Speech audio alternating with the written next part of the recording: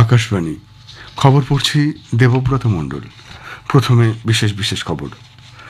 প্রতিরক্ষামন্ত্রী রাজনাথ সিং বলেছেন, সন্ত্রাসবাদের বিরুদ্ধে ভারতের লড়াই এখন কেবলমাত্র নিরাপত্তার বিষয় নয়, তা এখন জাতীয় প্রতিরক্ষা নীতির অন্যতম অঙ্গ হয়ে উঠেছে।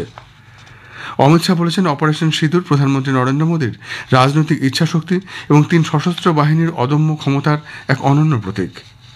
2022 সালে নিউ ইয়র্কে সালমান রুশদির ওপর হামলার জন্য হাদি মাতারকে 25 বছরের কারাদণ্ড দেওয়া হয়েছে। দেশে বিদেশি মুদ্রার ভাণ্ডার 9 মে শেষ হওয়া সপ্তাহে $4.55 বিলিয়ন থেকে বেড়ে $690.6 বিলিয়ন পৌঁছেছে।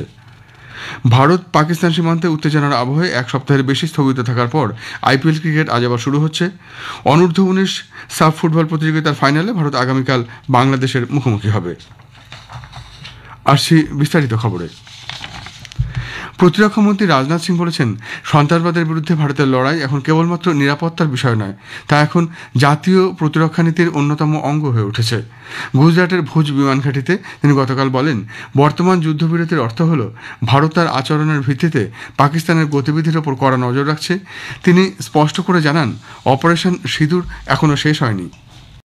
ऑपरेशन सिंदूर ने यह स्पष्ट संदेश दे दिया है कि हमने शांति के लिए जितना अपना दिल खोल कर रखा है, शांति को नष्ट करने वालों के विरुद्ध उतना ही अपना हाथ भी खोल कर रखा है। एक और बात मैं यहाँ साफ कहना चाहूंगा कि ऑपरेशन सिंदूर अभी खत्म नहीं हुआ है। जो कुछ भी हुआ है वह सिर्फ एक ट्रेलर मात्र था। अब जब भी सही समय आएगा तो हम पूरी पिक्चर भी दुनिया को दिखाएंगे।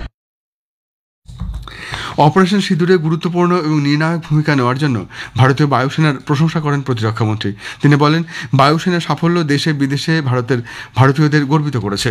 রাজনাথ সিং আরও জানান, বায়ুসেনা মাত্র 23 মিনিটে পাকিস্তানের সন্ত্রাসবাদের পরিকাঠামো ধ্বংস করে দিয়েছে। এদিকে পাকিস্তানকে আর্থিক সাহায্য দেওয়ার বিষয়টি পুনর্বিবেচনা করার জন্য আন্তর্জাতিক অর্থ তহবিলের কাছে তিনি আবেদন জানিয়েছেন। তিনি বলেন, এই আর্থিক অনুদানের একটা বড় অংশ পাকিস্তান সন্ত্রাসজনিত পরিকাঠামো গড়ে তুলতে খরচ করবে। কেন্দ্রীয় স্বরাষ্ট্রমন্ত্রী অমিত শাহ বলেছেন, অপারেশন সিঁদুর প্রধানমন্ত্রী নরেন্দ্র মোদীর দৃঢ় রাজনৈতিক ইচ্ছাশক্তি এবং গোয়েন্দা সংস্থার সঠিক তথ্য এবং 3 সশস্ত্র বাহিনীর অদম্য ক্ষমতার এক অনন্য প্রতীক।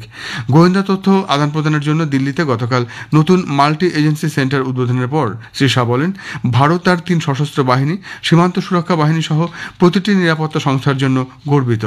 ছত্তিশগড় তেলেঙ্গানা সীমান্তের কারেগাট্টালু পাহাড়ে কেন্দ্রীয় সশস্ত্র পুলিশ বাহিনীর সম্প্রতি ঐতিহাসিক নকশাল বিরোধী অভিযান সম্পর্কে তিনি বলেন, মাওবাদীদের বিরুদ্ধে এ ধরনের ঐতিহাসিক অভিযান দেশের বিভিন্ন নিরাপত্তা বাহিনীর মধ্যে চমৎকার সমন্বয়ের প্রতিফলন ঘটায়। অপারেশন সিঁদুরের সময়ও একই রকম সমন্বয় দেখা গেছে। অপারেশন সিঁদুরের সাফল্য নিয়ে দেশব্যাপী 11 দিনের প্রচার অভিযান চলছে। তিরঙ্গা যাত্রা নামের এই অভিযানের লক্ষ্য পাকিস্তানের বিরুদ্ধে ভারতীয় সশস্ত্র বাহিনীর সাফল্য তুলে ধরা। প্রাক্তন সেনা, সমাজকর্মী, সামাজিক সংগঠনের পাশাপাশি বিশিষ্ট বিজেপি নেতারাও এই কর্মসূচিতে অংশগ্রহণ করছেন। 23 তারিখ পর্যন্ত এই অভিযান চলবে। অপারেশন সিঁদুর কিভাবে পাকিস্তান ও পাক নিয়ন্ত্রিত কাশ্মীরে ভারত জঙ্গি ঘাঁটি ধ্বংস করেছে, এই অভিযানের মাধ্যমে সেগুলি তুলে ধরা হচ্ছে। ত্রিপুরা সফররত তথ্য সম্প্রচার ও সংসদ বিষয়ক প্রতিমন্ত্রী ডক্টর এল মুরুগান গতকাল বিলোনিয়া শহরে তিরঙ্গা র্যালিতে অংশ নেন। বিলোনিয়ার কালীনগর মোটর স্ট্যান্ড থেকে শুরু হয়ে র্যালি শহরের বিভিন্ন যাত্রা পরিক্রমা করে। সারা দেশের সঙ্গে পশ্চিমবঙ্গেও গতকাল তিরঙ্গা যাত্রা হয়। রাজ্য বিজেপির উদ্যোগে বিকেলে কলকাতার কলেজ স্কোয়ার থেকে শুরু হয়ে শ্যামবাজারে নেতাজি মূর্তির পাদদেশ পর্যন্ত জাতীয় পতাকা হাতে নিয়ে এবং ভারতীয় সেনাকে স্যালুট জানিয়ে এই পদযাত্রা শেষ হয়। সুকান্ত মজুমদার আগামী 3 দিন প্রতিটি জেলায় এই তিরঙ্গা যাত্রা করা এবং সর্বস্তরে ছড়িয়ে দিতে দলীয় কর্মীদের নির্দেশ দিয়েছেন। পহেলগাঁওয়ে সাধারণ নাগরিকদের পাক মদতপুষ্ট জঙ্গিরা যেভাবে হত্যা করেছে তা অত্যন্ত নৃশংস ছিল এবং তার বিরুদ্ধে ভারত সরকার যে অনমনীয় ও কঠোর মনোভাব দেখিয়েছে সেটাই পাকিস্তানের প্রতি যোগ্য জবাব বলে সাগর দত্ত মেডিকেল কলেজ ও হাসপাতালের অস্থি বিভাগে associate professor doctor Prabir Kumar বালা মন্তব্য করেছেন। আকাশবাণীকে তিনি বলেন, অপারেশন সিঁদুরের মাধ্যমে আত্মনির্ভর ভারতকেই প্রত্যক্ষ করেছে সারা পৃথিবী।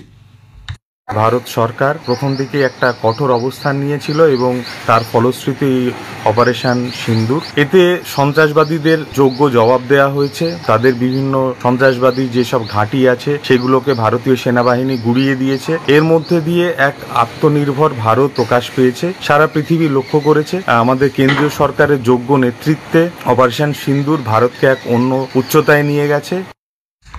2022 সালে নিউ ইয়র্কের একটি সাংস্কৃতিক অনুষ্ঠান স্থলে লেখক সলমান রুশদির ওপর হামলার জন্য হাদি মাতারকে 25 বছরের কারাদণ্ড দেওয়া হয়েছে। 27 বছর বয়সী হাদি মাতার এই হামলায় রুশদির একটি চোখ অন্ধ হয়ে যায়। এছাড়াও অনুষ্ঠানের পরিচালকের ওপর আক্রমণ করার জন্য তাকে আলাদাভাবে 7 বছরের কারাদণ্ড দেওয়া হয়েছে। যদিও রুশদি শাস্তি ঘোষণার সময় উপস্থিত ছিলেন না, তিনি একটি লিখিত বিবৃতি জমা দিয়েছিলেন। তুরস্কের ইস্তাম্বুল শহরে রাশিয়া এবং ইউক্রেনের প্রতিনিধিদের মধ্যে বৈঠকে দুটি দেশই যুদ্ধবন্দীদের মুক্তি দেওয়ার সিদ্ধান্ত নিয়েছে। এটি কার্যকর হলে সর্ববৃহৎ যুদ্ধবন্দী হস্তান্তর প্রক্রিয়া সম্পন্ন হবে। সারা দেশের 125টির বেশি শীর্ষ বাণিজ্য নেতৃবৃন্দ তুরস্ক এবং আজারবাইজানের সঙ্গে ভ্রমণ ও পর্যটন সহ সব ধরনের বাণিজ্য ও ব্যবসায়িক যোগাযোগ ছিন্ন করার সিদ্ধান্ত নিয়েছে। নতুন দিল্লিতে গতকাল confederation of all India traders CAIT বাণিজ্যিক নেতৃবৃন্দের এক সম্মেলনে এই সিদ্ধান্ত নেয়। জাতীয় নিরাপত্তার ক্ষেত্রে জরুরি পরিস্থিতিতে তুরস্ক এবং আজারবাইজান পাকিস্তানের পক্ষে পূর্ণ সমর্থন জানানোই এই সিদ্ধান্ত বলে এক বিবৃতিতে জানিয়েছে ওই সংগঠন। খবর শুনছেন আকাশবাণী থেকে। দেশে বিদেশি মুদ্রার ভান্ডার 9 মে শেষ হওয়া সপ্তাহে $4.55 বিলিয়ন থেকে বেড়ে $690.6 বিলিয়ন পৌঁছেছে। Reserve bank of India RBI প্রকাশিত সাপ্তাহিক রিপোর্ট অনুযায়ী গত সপ্তাহে বিদেশি মুদ্রা $196 মিলিয়ন বেড়ে $581.3 বিলিয়ন বেশি হয়েছে। সোনার ভান্ডার $4.5 বিলিয়ন থেকে বেড়ে $86.33 বিলিয়ন পৌঁছেছে। গুজরাট সফরে কেন্দ্রীয় স্বরাষ্ট্রমন্ত্রী অমিত শাহ আজ গান্ধীনগরে 708 কোটি টাকা মূল্যের বিভিন্ন জনকল্যাণ প্রকল্পের ভিত্তিপ্রস্তর স্থাপন করবেন। এর মধ্যে আছে গান্ধীনগর পুর নিগম, গান্ধীনগর উন্নয়ন কর্তৃপক্ষ এবং গান্ধীনগর জেলা প্রশাসনের বিভিন্ন প্রকল্প। আগামীকাল তিনি আহমেদাবাদ ও মহেশানায় বিভিন্ন অনুষ্ঠানে যোগ দেবেন। ভারতের রেল পর্ষদ মধ্যপ্রদেশের কাঢ়ি এবং সাগমার মধ্যে একটি গুরুত্বপূর্ণ রেল প্রকল্পের অনুমোদন দিয়েছে। এর জন্য খরচ হবে 165 কোটি টাকা। এটি মধ্যপ্রদেশের রেল পরিকাঠামোকে শক্তিশালী করবে। পশ্চিম মধ্য রেলের অধীন প্রস্তাবিত এই প্রকল্পটি হবে 5.31 কিলোমিটার দীর্ঘ। রাষ্ট্রপতি দ্রৌপদী মুর্মু গতকাল নতুন দিল্লিতে একটি অনুষ্ঠানে সংস্কৃত পণ্ডিত জগৎগুরু রাম ভদ্রাচার্যকে 58তম জ্ঞানপীঠ পুরস্কার প্রদান করেছেন। জগৎগুরু রাম ভদ্রাচার্য এবং প্রখ্যাত উর্দু কবি ও গীতিকার গুলজারকে 2023 সালের এই পুরস্কারের জন্য নির্বাচিত করা হয়। সাহিত্যের ক্ষেত্রে অসামান্য অবদানের জন্য এই দুই সাহিত্যিককে এই পুরস্কারে সম্মানিত করা হয়। ভারত পাকিস্তান সীমান্তে উত্তেজনার আবহে এক সপ্তাহের বেশি স্থগিত থাকার পর IPL ক্রিকেট আজ আবার শুরু হচ্ছে। দ্বিতীয় পর্যায়ে প্রথম ম্যাচে আজ বেঙ্গালুরুর চিন্নাস্বামী স্টেডিয়ামে কলকাতার night Riders royal Challengers Bengaluru মুখোমুখি হবে। খেলা শুরু হবে সন্ধে 7:30টায়। 11 ম্যাচে 16 পয়েন্ট সংগ্রহ করে RCB লিগ তালিকায় দ্বিতীয় স্থানে রয়েছে। 12 ম্যাচে 11 পয়েন্ট সংগ্রহ করে কলকাতার স্থান ষষ্ঠ। চোটের কারণে RCB দলে নেই দেবদত্ত পাডিক্কাল। এদিকে ইডেন থেকে IPL ক্রিকেটের ফাইনাল সরে যাওয়ার সম্ভাবনায় কলকাতার ক্রিকেট প্রেমীরা হতাশ। এক শ্রেণীর দর্শক গতকাল ইডেনের সামনে বিক্ষোভ প্রদর্শন করেন। আসন্ন ইংল্যান্ড সফরে টেস্ট ক্রিকেট সিরিজের প্রস্তুতি হিসেবে দুটি 4 দিনের ম্যাচের জন্য ভারতের এ দল ঘোষিত হয়েছে। ইংল্যান্ড লায়ন্সের বিরুদ্ধে ভারতীয় এ দল এই দুটি ম্যাচ খেলবে। দলের নেতৃত্ব দিচ্ছেন বাংলা রঞ্জি দলের সদস্য অভিমন্যু ঈশ্বরন। ভারত অনূর্ধ্ব 19 সাব ফুটবল প্রতিযোগিতার ফাইনালে উঠেছে। অরুণাচল প্রদেশের UPI গতকাল দ্বিতীয় সেমিফাইনালে তারা 3-1 গোলে মালদ্বীপকে হারিয়ে দেয়। গোল করেন মেইতেই লাইশ রাম, ওমাং দদুম এবং প্রশান্ত জাজো। আগামীকাল ফাইনালে ভারত বাংলাদেশের মুখোমুখি হবে। UPI গোল্ডেন জুবিলি স্টেডিয়ামে খেলা শুরু হবে সন্ধ্যে 7টায়। প্রথম সেমিফাইনালে বাংলাদেশ 2-1 গোলে নেপালকে হারিয়ে দিয়েছিল। জ্যাভলিনে দুবারের অলিম্পিক পদকজয়ী বর্তমান বিশ্ব চ্যাম্পিয়ন ভারতের নীরজ চোপড়া কাতারের দোহায় ডায়মন্ড লিগ ম্যাচে দ্বিতীয় স্থান দখল করেছেন। 90.23 মিটারের রেকর্ড দূরত্বে বর্ষা নিক্ষেপ সত্ত্বেও নীরজকে জার্মানির জুলিয়ান ওয়েবার পেছনে ফেলে দেন। জুলিয়ান বর্ষা নিক্ষেপ করেন 91.06 মিটার দূরত্বে। উল্লেখ্য, তার খেলোয়াড় জীবনে নীরজ এই প্রথম 90 মিটারের বেশি দূরত্বে বর্ষা ছুড়লেন। ভারতের প্রজ্ঞানন্দা সুপারবেট চেস ক্লাসিক খেতাব জিতেছেন। রোমানিয়ার বুখারেস্টে তিনি আলী রেজা ফিরোজা এবং ম্যাক্সিম ভাচিয়ার লাগরেভের বিরুদ্ধে এক উত্তেজনাপূর্ণ টাইব্রেকারের পর জয়লাভ করেন। শেষ করার আগে বিশেষ খবর আরেকবার।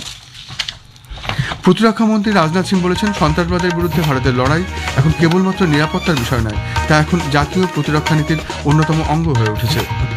2022 সালে নিউ ইয়র্কে সলমান রুশদির ওপর হামলার জন্য হাদি মাতারকে 25 বছরের কারাদণ্ড দেওয়া হয়েছে।